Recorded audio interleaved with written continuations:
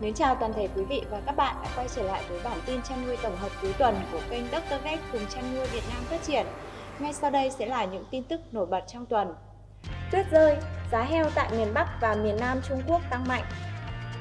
Dữ liệu của Quốc tế báo, hiện nay giá lợn hơi trên cả nước Trung Quốc đang tăng mạnh. Giá lợn hơi tăng ở 26 tỉnh trên cả nước và chỉ có tỉnh Hải Nam là ổn định. Tỉnh có giá trung bình thấp nhất là Tân Cương với giá trung bình khoảng 6,6 nhân dân tệ trên zin. Tỉnh có giá trung bình cao nhất là Quảng Đông với giá trung bình khoảng 7,69 nhân dân tệ trên zin. Về phía chăn nuôi có tâm lý tăng giá bán lợn. Một số đường cao tốc đóng cửa do tuyết rơi, lợn giao dịch bị giảm. Hiện các công ty chăn nuôi lợn của tập đoàn vẫn đang đẩy giá lợn lên cao. Nguồn cung lợn giá rẻ trên thị trường giảm. Các nhà đầu tư bán lẻ rất có động lực hỗ trợ giá. Đầu giống tiếp tục tăng giá giết mổ. Hạ nguồn buộc phải tăng giá để thu gom lợn. Tuy nhiên, mức tăng tương đối lớn trong thời gian 2 ngày qua. Các lò mổ ở một số khu vực vẫn còn hàng tồn kho. Hiện nay, các công ty địa phương ít nhiệt tình hơn với việc mua lại.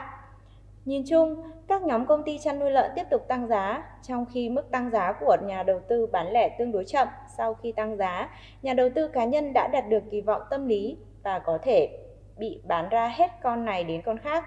Miền Bắc đang suy đoán về tác động của thời tiết tuyết rơi và các nhà đầu tư bán lẻ không muốn bán. Hiện nay, một số công ty chăn nuôi lợn sẵn sàng tăng giá hơn và mức tăng này vượt quá mức mong đợi của thị trường. Hàn Quốc xem xét ban hành luật cấm ăn thịt chó sau 5 năm. Theo phóng viên Thông tấn xã Việt Nam tại Seoul, Bộ Nông lâm, Công nghiệp, Chăn nuôi và Lương thực Hàn Quốc đang soạn thảo dự luật có nội dung cấm ăn thịt chó sau 5 năm nữa. Đây là lần đầu tiên chính phủ Hàn Quốc chính thức xúc tiến chấm dứt việc ăn thịt chó ở nước này.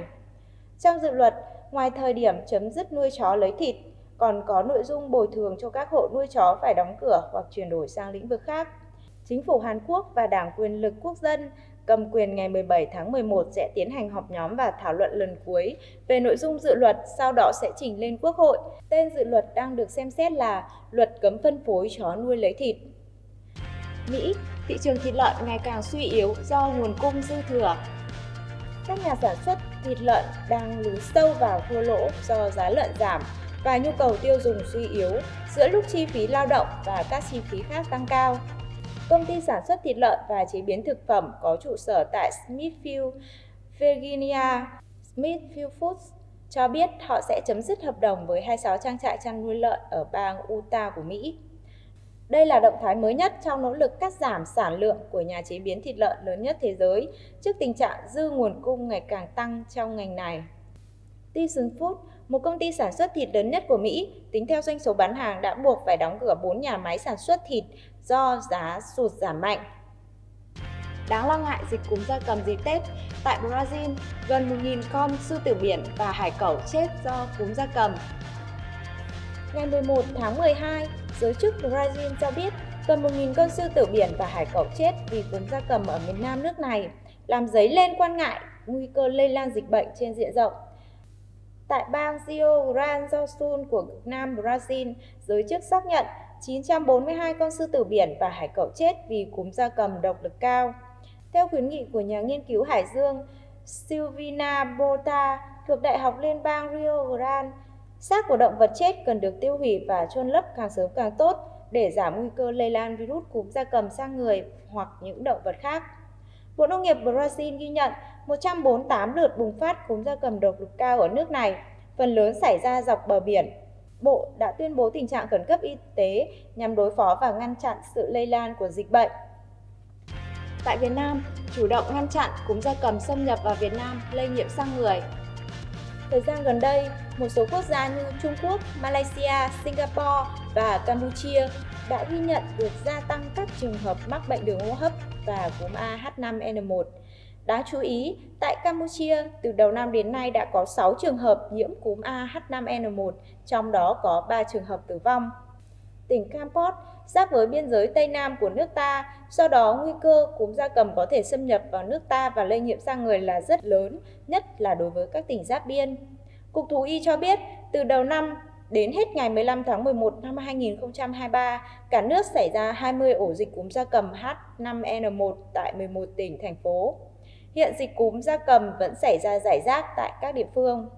Để chủ động ngăn chặn dịch bệnh xâm nhập vào Việt Nam và lây nhiễm sang người, Bộ Y tế đề nghị Chủ tịch Ủy ban Nhân dân các tỉnh, thành phố quan tâm chỉ đạo các đơn vị trực thuộc, tăng cường giám sát chặt chẽ người nhập cảnh nhằm phát hiện sớm các trường hợp nghi ngờ mắc bệnh, nhất là người giết mổ, buôn bán gia cầm, sản phẩm gia cầm sống, người có tiền sử đến các khu vực đang có dịch, gồm cả trên gia cầm và ở người.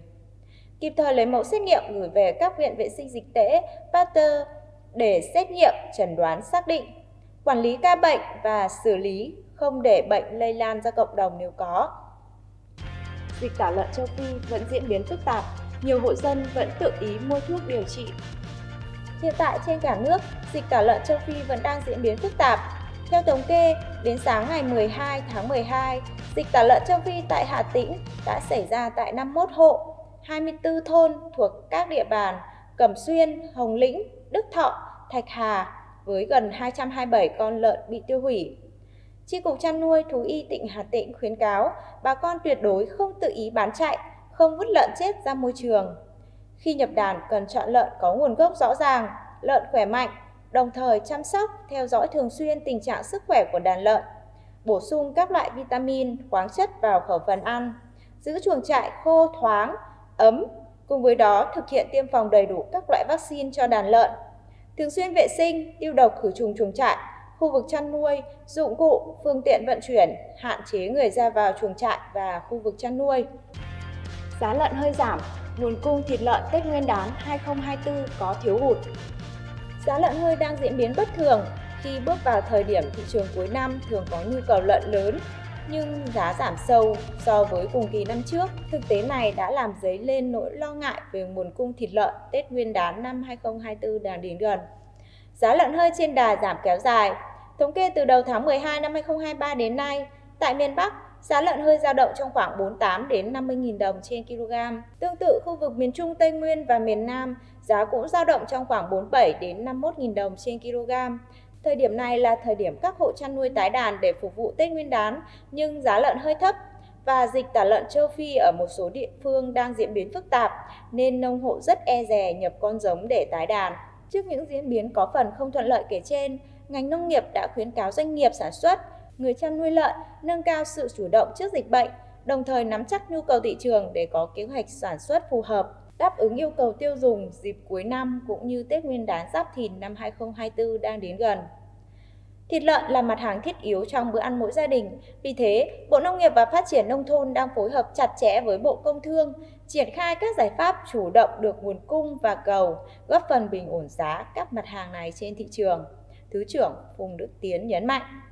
Năm 2024, giá nguyên liệu thức ăn chăn nuôi trong nước dự báo diễn biến khó lường.